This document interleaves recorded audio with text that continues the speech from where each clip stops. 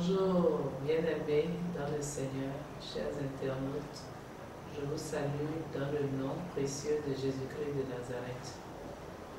Dans la vie, quel que soit ce que nous faisons, il y a toujours des gens autour de nous qui se posent des questions. Et ces questions ne sont pas pour nous amener dans notre destinée, mais au contraire pour nous bloquer, nous décourager. Et c'est ce qui est arrivé à notre Seigneur Jésus-Christ dans le livre de Marc au chapitre 2. Il a eu assez de démêlés avec les pharisiens et les scribes. Au verset 15, il est dit ceci: comme Jésus était à table dans la maison de Lévi, beaucoup de publicains et de gens de mauvaise vie se mirent aussi à table avec lui et avec ses disciples, car ils étaient nombreux et l'avaient suivi.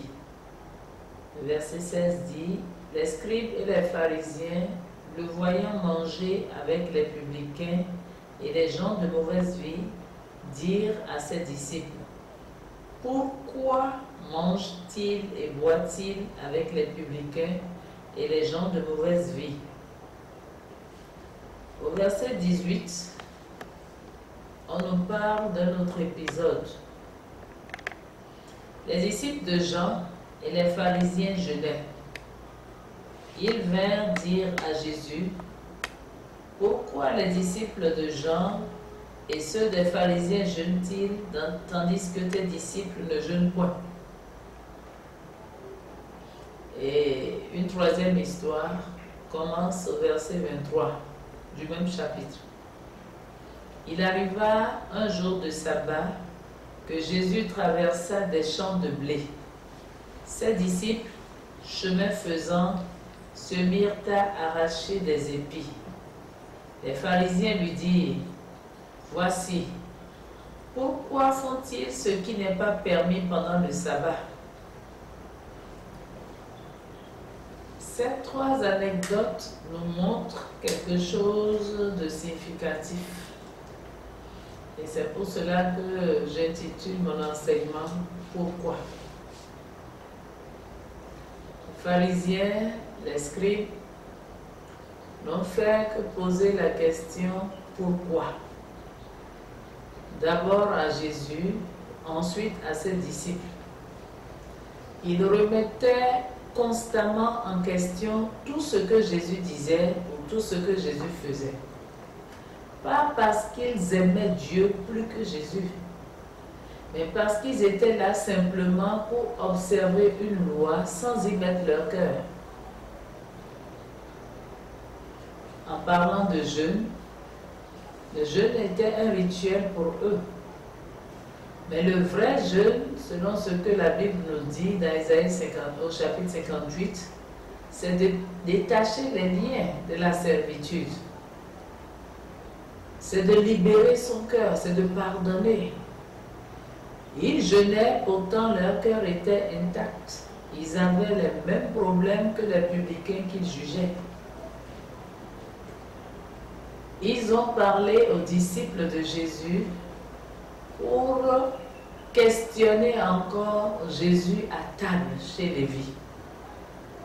Jésus avait des publicains, des gens de mauvaise vie, des gens rejetés par eux, les religieux, rejetés par la société elle-même à cause de leur comportement. Et pourtant, Jésus a dit qu'il n'est pas venu pour les bien portants, parce que les bien portants n'ont pas besoin de médecins. Il est venu pour ceux qui sont malades. Ces pharisiens, ces scribes qui étaient versés dans la loi, savaient la parole de Dieu, connaissaient cette parole de Dieu sur la loi de l'amour. D'abord, il faut aimer Dieu, ensuite, il faut aimer son prochain. Et c'est ça qu'on appelle la loi royale. Aimer son prochain comme soi-même.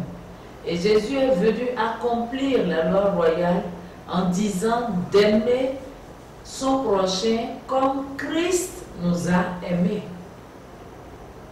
Ils se sont arrêtés à aimer son prochain comme soi-même, mais ils n'arrivaient même pas à le faire.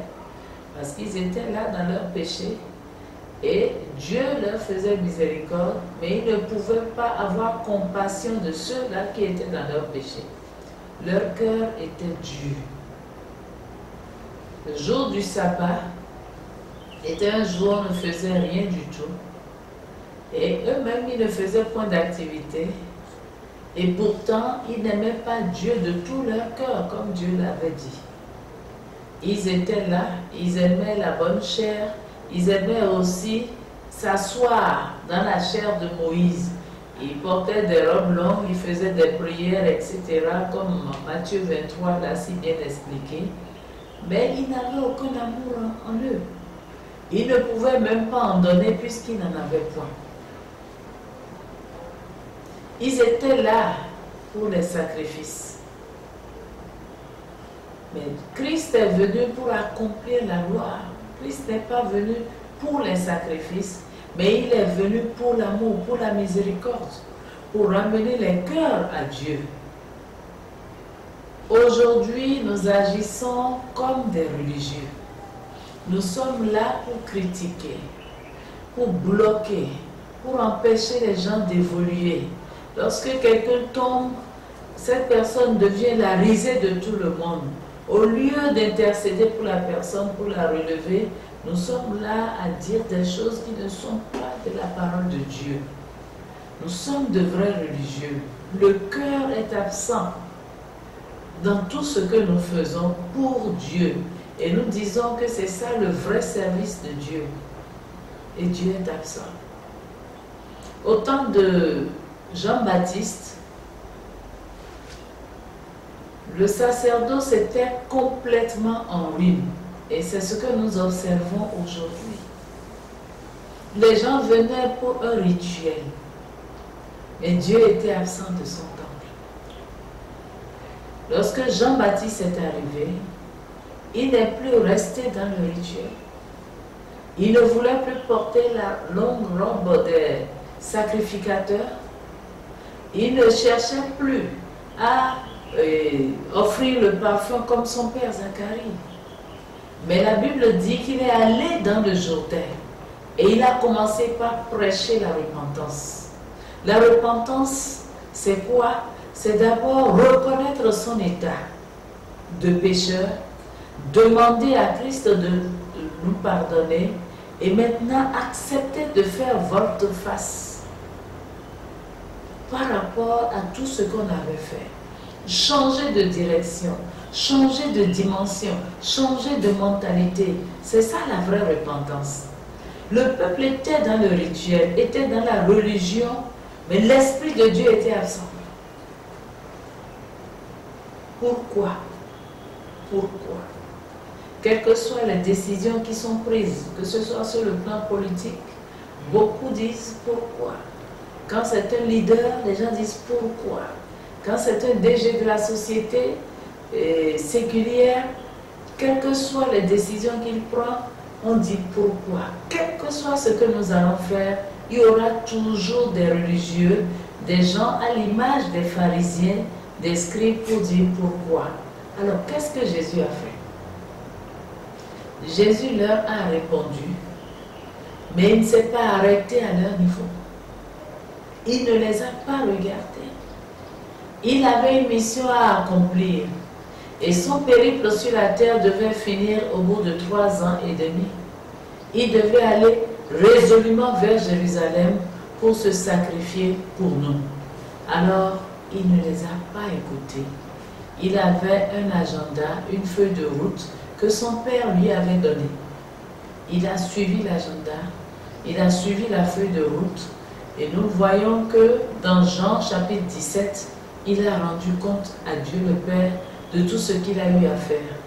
Il est mort à notre place, il a versé son sang, il est retourné vers le Père.